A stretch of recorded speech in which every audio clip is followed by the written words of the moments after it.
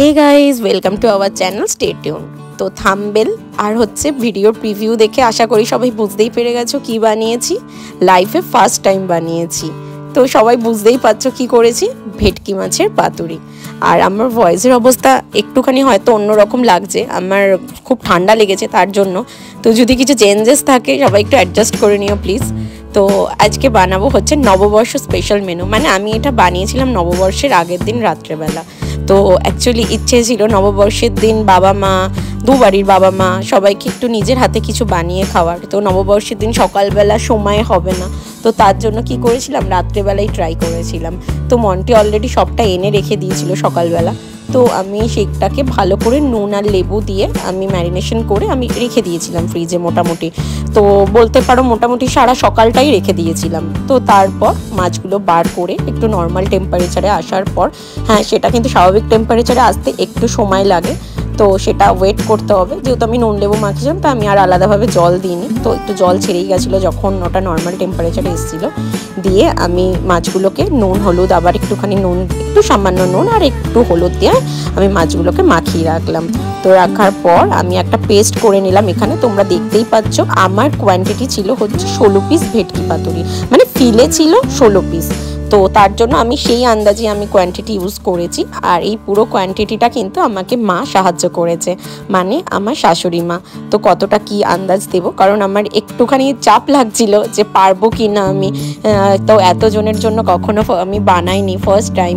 তো তার জন্য মা আমাকে বলে দিয়েছিল কতটা কি আন্দাজে দিতে হবে। মানে নুন টুনগুলো আমি বুঝতে পারি আন্দাজ, মানে সর্ষের আন্দাজটা। আর এমনিও আমার একটু ভয় লাগে যেহেতু সর্ষে যদি তিতো হয়ে যায়। তো কালো সর্ষে, সাদা সর্ষে, পোস্ত, কাজু বাদাম, চালমগজ সব কিছু দিয়ে আমি একটা পেস্ট করে নিয়েছিলাম। আর তার আগে কিন্তু আমি নুন দিয়ে আগে ওটাকে শুকনোভাবে মিক্সিতে আগে ড্রাই রোস্ট করে নিয়েছিলাম। তারপর ওর মধ্যে কাঁচা লঙ্কা বেশ খানিকটা দিয়ে, ঝালটা যে যার আন্দাজ মতন দিয়ে সেটাকে আমি পেস্ট করেছিলাম, সর্ষের যে পেস্টটা পুরো মানে সব কিছু দিয়ে। তো তারপর সেটাকে ওপর ভালো করে সর্ষের তেল দিয়ে আমি দিয়ে রেখেছিলাম। মানে সর্ষের তেল দিয়েছি একটাই কারণে, কারণ পাতুরিতে তো আলাদাভাবে কিছু যাবে না, তো তার জন্য ওই পেস্টটার মধ্যেই সর্ষের তেল দিয়ে আমি রেখে দিয়েছিলাম। তো তার মধ্যে মাছগুলোকে দিয়ে ভালো করে আমি মাখিয়ে নিয়েছিলাম। খুব ভালো করে মাখাতে হবে যাতে প্রতিটা মাছের ভেতর সর্ষেটা ঢোকে।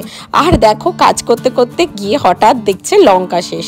তো এবার কি করব, কারণ ঝালের জন্য পাতুরির ওপরে ওই একটু ফ্লেভারের জন্য লঙ্কা দিতে হবে।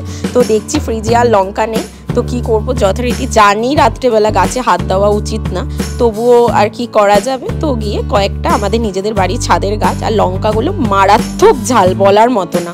তো সেই লঙ্কাগুলো মন্টি নিয়ে এসেছিলো, তো এনে ওগুলোকে চিড়ে প্রতিটা পাতুরির ওপর দেখবে আমি দেবো। আর আমি না পুরো প্রসেসটা আমার নিজের মতন করে ট্রাই করেছি। তো এক একজন এক এক রকম করে করো, জানি না ঠিক ভুল কি, মানে আমি কি করেছি। বাট এই যে দেখো আমি এরকমভাবে কলা পাতার মধ্যে আমি দিয়ে ভালো করে একটু পেস্ট, মানে সর্ষে পেস্টটা দিয়েছি, মশলাটা দিয়ে আমি এই যে দেখো মা আমায় হেল্প করছে, মানে আমার শাশুড়ি মা আমাকে হেল্প করে দিচ্ছে, কারণ এই মোড়াটাতে আমি একদম পারছিলাম না। তো দিয়ে এটাকে পুরো মুড়তে হয়েছিল। আর এই বাঁধাবুদির কাজটা করছিল মন্টি, তো মা মুড়ে দিচ্ছিল। আর আমাদের সব থেকে বড় ভুল হয়েছে হচ্ছে কলা পাতাটা কেনা, কারণ মন্টি ভুলভাবে কলা পাতা কিনে নিয়ে এসেছিল। কারণ বলে যে মা বলছিল যে এই কলা পাতাগুলো নাকি পাথরির জন্য হচ্ছিল না ঠিকঠাক করে, ফেটে ফেটে যাচ্ছিল। তবু অনেক কষ্ট 2-3টে গড়ে দিয়ে ম্যানেজ দিয়ে করা হয়েছিল। তো দেখো আমি চেষ্টা করছি করার, কিন্তু আমার হচ্ছিল না আমার হাতে। তো আমি তার জন্য এতটাই করে দিচ্ছিলাম, আর পুরোটা করছিল এটা মন্টি করে দিচ্ছিল। তো মা আর মন্টি মিলেই পুরো ব্যাপারটা করেছিল। লাস্টে মন্টি খুব সুন্দরভাবে মুড়ে ব্যাপারটাকে খুব ম্যানেজ করে দিয়েছিল 2টো কলা পাতার ওপর। তো অবশেষে হয়েছিল, কিন্তু হ্যাঁ প্রচুর অধৈর্য লেগে যাচ্ছিল, মানে লাস্টে আমাদের আর ভালো লাগছিল না, কারণ অনেকটা রাত হয়ে গেছিলো। আর আমি স্টার্টটাও করেছিলাম অনেকটা লেটে, কারণ আমি সেদিনকে ও বাড়ি থেকে ফিরেছিলাম, আর সাথে একটু কিছু টুকটাক আমার যেহেতু পরের দিন পয়লা বৈশাখের পুজো ছিল, তো তার জন্য কিছু শপিং করতেও যেতে হয়েছিল। আর এই যে দেখো ফাইনালি ও মুড়েছে, বলছে ও ফাইনালি একটা হলো, মানে যখন একটা করে হচ্ছে না সেই জন্য যুদ্ধ হচ্ছিল আমাদের। আর এই যে তারপর দেখো সুতোগুলো বাঁধা হচ্ছিল। তো এই আর পুরো কলা পাতাটা যে কাটার ব্যাপারটা কিন্তু আমার বাবা করে দিয়েছে, বাবা মানে শ্বশুরমশাই করে দিয়েছেন আমাকে পুরোটা, কারণ আমি আর মনটা ঠিকঠাক পারছিলাম না। আমরা এই কাটাকুটির ব্যাপারগুলো বাবাই এক্সপার্ট সব কিছুতে, তো বাবা মাপ করে কেটে দিয়েছিল। আর হ্যাঁ হ্যাঁ কলা পাতাও একটু কম হয়ে গেছিলো, যে এতগুলো মাছের জন্য সেই কোয়ান্টিটি কলা পাতা ছিল না, তার জন্য বুঝে বুঝে করতে হচ্ছিল। যদিও আমার লাস্ট 4টে আমি আর করে উঠতে পারিনি, সেগুলো আমি আমার বাড়ি গিয়ে করেছিলাম। তো আমার বাড়িতে কলা পাতা মা রেখে দিয়েছিল, তো আমি ওটা রাত্রেবেলা গিয়ে করেছিলাম। মানে পুরো ম্যারিনেশনটা আমি মশলা ফসলার সাথে মাছগুলো নিয়ে চলে গেছিলাম, কারণ লাস্টে অধৈর্য লেগে যাচ্ছিলো আর ভালো লাগছিল না। মানে সবটা খুব ইজি, কিন্তু মেন কষ্টটা কোথায় বলো তো, এই যে দেখো গিট বাঁধা। আর দেখো তোমাকে আমি এইটাতে তোমাদেরকে আমরা ভালো করে দেখিয়ে দিচ্ছি কি করে করেছিলাম। তো সবাই অনেক বেটার করো জানি, তবুও আমরা আমাদের মতন করে চেষ্টা করেছি। হ্যাঁ, আর যদি কোথাও ঠিক ভুল হয় বা আমাদের বাঁধার প্রসেস বা কোনোভাবে যদি কলা পাতার মধ্যে এই যে আমরা যে মাছের পাতুরিটা ভরার টেকনিকটা যদি ভুল থাকে, সবাই কিন্তু কমেন্টে জানিও, তাহলে আমি নেক্সট টাইম আরও বেটার ট্রাই করতে পারবো। কারণ দেখো সবাই তো সব কিছু শিখে আসে না, আমরা আমাদের মতন করে ট্রাই করেছি। আর যদিও ফার্স্ট টাইম, তো যাই হোক, এই যে দেখো এই দুটো বেঁধে তোমাদেরকে ভালো করে দেখালাম। তো এই দুটো আপাতত হয়েছিল। তারপর মোটামুটি একটা রো করে নিয়েছিলাম 6টা করে, কারণ আমার কড়াইতে যতটা কোয়ান্টিটি ধরবে ততটাই মতন করে নিয়েছিলাম। তো মোটামুটি এই কটা হয়েছিল। আর ননস্টিকের কড়াই, তারপরে তেলটা ভালো করে আমি গরম করে নিলাম। তেলটা গরম করে পাতুরিগুলোকে দিয়ে দিয়েছিলাম। হ্যাঁ, একটু কিন্তু লো আঁচে করবে, না হলে কি হবে বলো তো, পাতুরিটা ভেতর দিক থেকে কাঁচা থেকে যাবে আর কলা পাতাগুলো বাইরের দিক থেকে পুড়ে যাবে। তো সেই ক্ষেত্রে খেতে আর সেই টেস্টটাও হবে না। আর এটা যেহেতু টেস্ট করার ব্যাপার থাকে না, তো আর নুনটা কিন্তু সবাই না মাছগুলো মেশানোর আগে নুনটা মানে সর্ষে বাটার মধ্যে যে নুনটা দিচ্ছ সেটা তখন একটু টেস্ট করে দেখে নেবে।